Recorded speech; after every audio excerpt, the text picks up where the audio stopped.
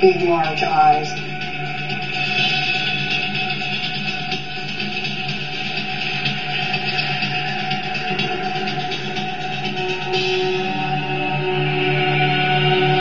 We kind of have a picture of what these things are supposed to be like.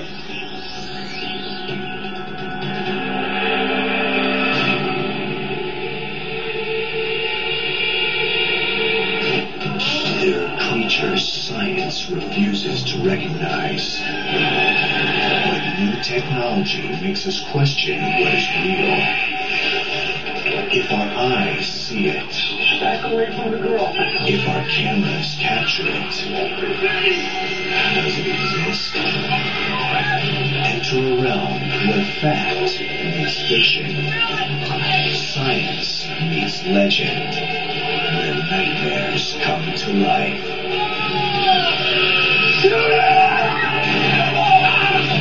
Do you believe? Lost Tapes, Alien.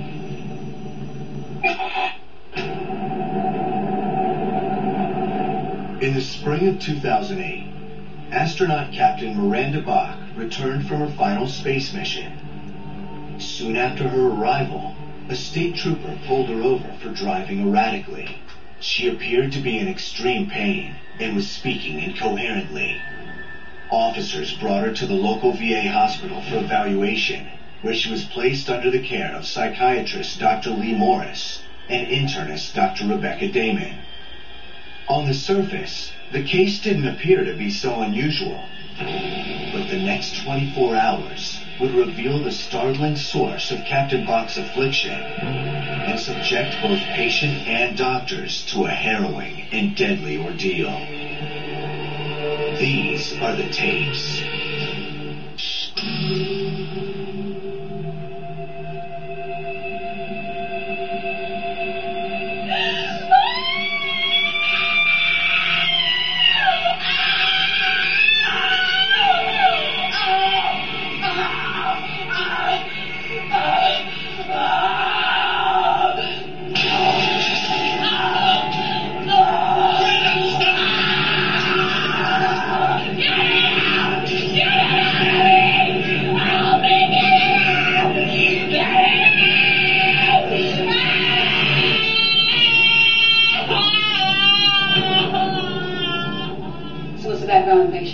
She was declared 5150. Police brought her in for a 72-hour psych observation.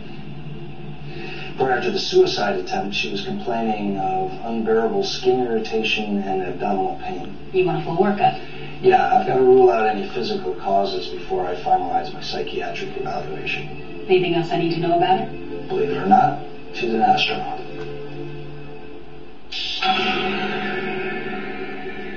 Captain Miranda Bach, Payload Commander, Mission T258, Mission Debriefing, June 16, 2008, 0800 hours. The mission to release a military satellite was a success. However, an off-nominal event occurred during an extravehicular activity repair. While performing the EVA with Mission Commander Madison, we passed through a cloud of comet dust. A nominal amount of this dust entered the STS.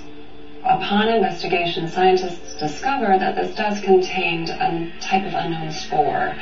After analysis, determined the spores were inert and it posed no danger. My crew and I were released from quarantine. None of us have experienced any adverse side effects from this exposure.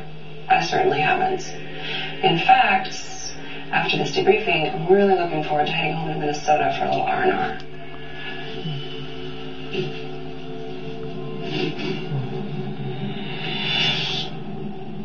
It is very likely that inevitably you will get life on other planets, because there are probably lots and lots of other planets that have the right conditions for that sort of thing to happen. The universe is so large and contains so many star systems and has so many planets that there must be other planets out there that have conditions that are similar enough to Earth to allow life to arise there.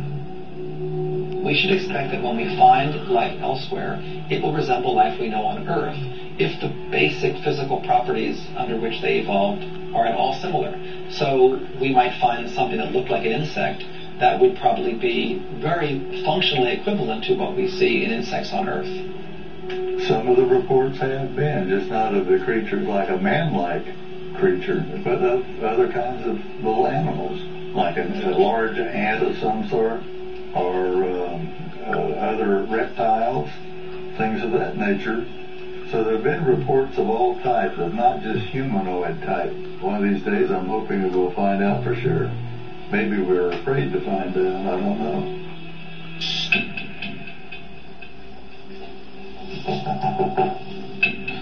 Captain Bach? Rebecca David. Dr. Morse asked me to come in and take a look at you. So how are you feeling? Are these really necessary? Oh, I'm sorry, but they are.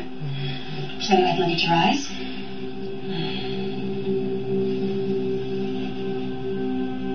So are you feeling any pain anywhere? Yeah, my shoulder hurts a lot. Right here? Mm-hmm. How long has this been here? What is it?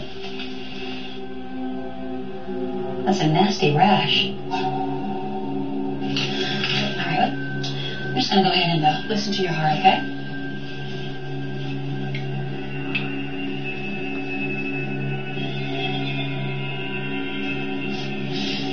Is everything okay?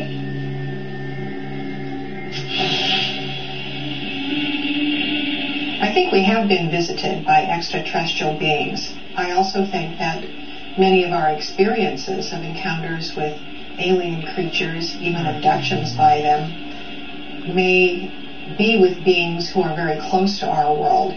In the early days of July 1947, there was an explosion in the midst of a thunderstorm which scattered debris somewhere between Corona and Roswell, New Mexico. Now, Roswell was actually the site of an air base, and it was called into action as part of the recovery effort. The debris was loaded up, not only the debris, but our understanding is alien bodies as well, and taken to Wright-Patterson Air Force Base. The military on July 8th changed the story from saying they had recovered a flying saucer to they had recovered the remains of a weather balloon. The Barney and Betty Hill case is the first major case of missing time and abduction. The Hills were driving late at night on their way back to their home in Portsmouth, New Hampshire. Then this craft came down. According to Betty, they had been taken aboard this craft and given medical examinations. Skeptics tried to debunk them, but they stuck to their story. What Dr. Damon didn't reveal to Captain Bach was that she detected 2 distinct heartbeats. Blood work conclusively determined that she was not pregnant. However, her chest x-ray showed another anomaly. Look at this x-ray. What is that, a tumor? It's inconclusive. Stumped by their findings, the doctors began to suspect that there might be some kind of organism inhabiting Captain Bach's body.